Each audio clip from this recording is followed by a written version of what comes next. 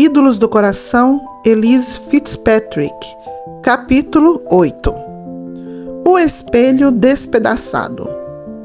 O propósito principal do homem. Por fim, e mais importante, nosso maior desejo de glorificar a Deus e de ter prazer nele ao cumprir sua vontade foi desfigurado a ponto de tornar-se irreconhecível. Desde a queda, o desejo fundamental da humanidade passou a ser o de glorificar a si mesma e ter prazer em si mesma, ao fazer aquilo que supostamente lhe trará felicidade.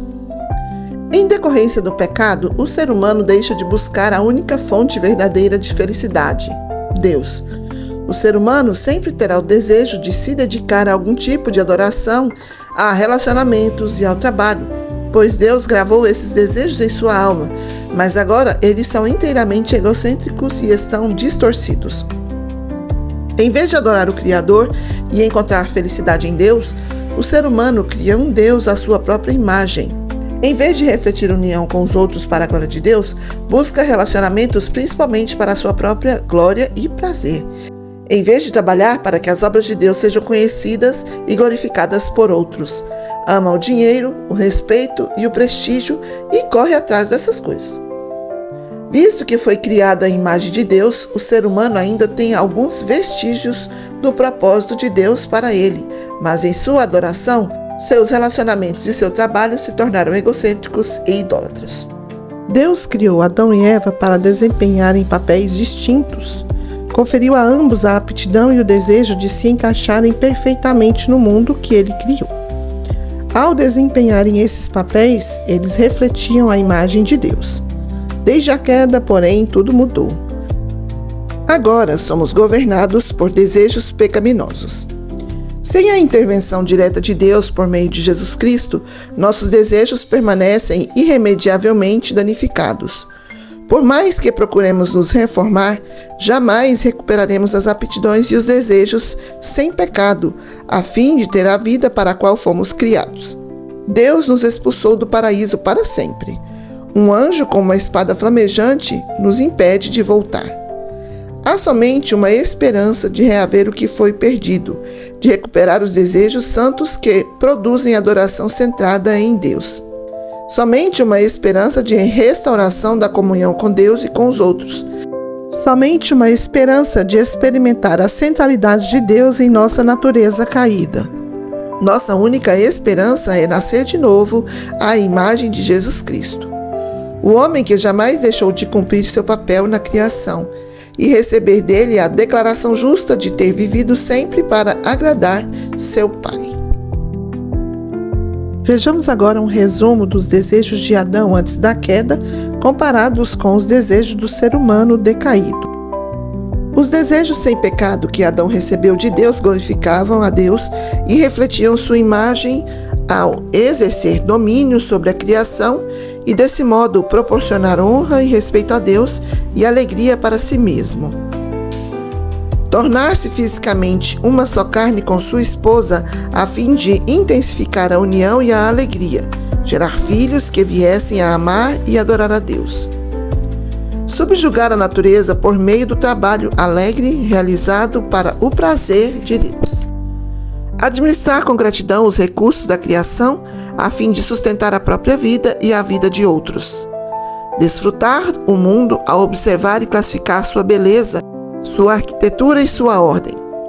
Ter períodos agradáveis de descanso e comunhão com o Criador e com outros, principalmente no sábado, mas também ao longo de toda a vida. Usar a comunicação para ter união com a esposa, a fim de que juntos pudessem realizar todo o trabalho recebido de Deus, alegrar-se em suas diferenças e agradar a Deus. Realizar em conjunto com outros o trabalho designado por Deus para seu benefício mútuo e sua comunhão. Glorificar e desfrutar Deus em tudo para seu próprio bem e para o prazer de Deus. Os desejos idólatras do homem decaído glorificam sua própria imagem e ignoram Deus, ao procurar controlar a natureza e outras pessoas para satisfazer seu anseio por respeito e honra. Usar a sexualidade para buscar prazer e poder para si mesmo. Usar os filhos para glorificar a si mesmo e construir seu próprio reino. exaltar sua própria importância, conforto e valor ganhando dinheiro e ou prestígio. Consumir cobiçosamente a criação para o próprio prazer e administrar mal os seus recursos. Esforçar-se para embelezar a si mesmo e seus arredores sem notar a beleza de Deus. Dedicar-se a trabalho egocêntrico ou formas de recreação que levam a desperdiçar tempo em lugar da adoração centrada em Deus. Tentar transformar o cônjuge à sua própria imagem a fim de sentir-se amado, necessário e aceito. Usar a dádiva da comunicação para obter o respeito pelo qual anseia. Unir-se a outros para superar sentimentos de alienação e obter poder. Glorificar a si mesmo e deleitar-se em tudo o que pensa, diz e faz, para o seu próprio bem e para o seu prazer pessoal. Para renascermos segundo essa nova imagem, precisamos entrar em outro jardim. Um jardim em que uma espada flamejante foi cravada no lado do perfeito homem de Deus, enquanto ele estava pendurado no madeiro, isto é, uma outra árvore. Precisamos comer e beber dessa árvore para conhecer a verdade capaz de restaurar nossa mente, nossas afeições e nossa volição. Entregamos-nos a Cristo e à sua misericórdia, confessando não apenas nossos atos pecaminosos, mas também nossos desejos pecaminosos e nos arrependendo deles. Precisamos nos arrepender do desejo de roubar o lugar de Deus por meio da confecção de outros deuses. Pelo poder do Espírito, precisamos fazer morrer nossos velhos desejos e buscar desejos novos e piedosos. Somente pela fé em Cristo, nós, como o ladrão arrependido, podemos voltar a ter acesso ao paraíso.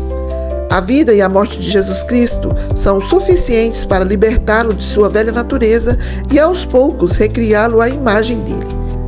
Cristo pode fazê-lo porque cumpriu perfeitamente toda a vontade de seu Pai. Para ser recriado à imagem de Deus, você só precisa crer na perfeição de Jesus Cristo.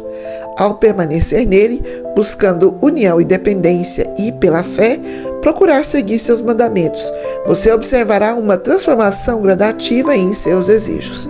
Deus trabalhará em seu coração para torná-lo capaz de abrir mão de seu desejo de adorar a si mesmo e lhe dará o desejo de amá-lo e adorá-lo.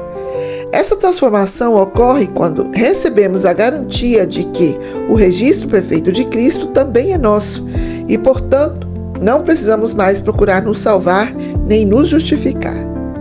Nosso desejo de viver em obediência, agradecidos por sua vida perfeita e sua morte substitutiva, nos libertará da impressão de que ainda precisamos provar algo para mostrar que podemos ser salvos e aceitos.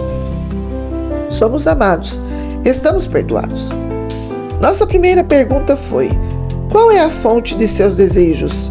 Como você pode ver, nossos desejos foram criados por Deus, mas foram desfigurados de tal modo pelo pecado que agora resta apenas uma sombra quase indistinta. A segunda pergunta foi: como avaliar nossos desejos? Os desejos do ser humano não renegados são sempre pecaminosos e egocêntricos. Embora os crentes tenham recebido um novo coração, não devemos confiar nele por causa do pecado que ainda resta. Você pode analisar cada um de seus desejos ao se perguntar: ele cumpre o propósito de Deus visível em Cristo? Se a resposta for afirmativa, pergunte-se: Jesus Cristo ocupa o primeiro lugar nesse desejo? Ele é meu Deus ou transformei esse anseio em um Deus?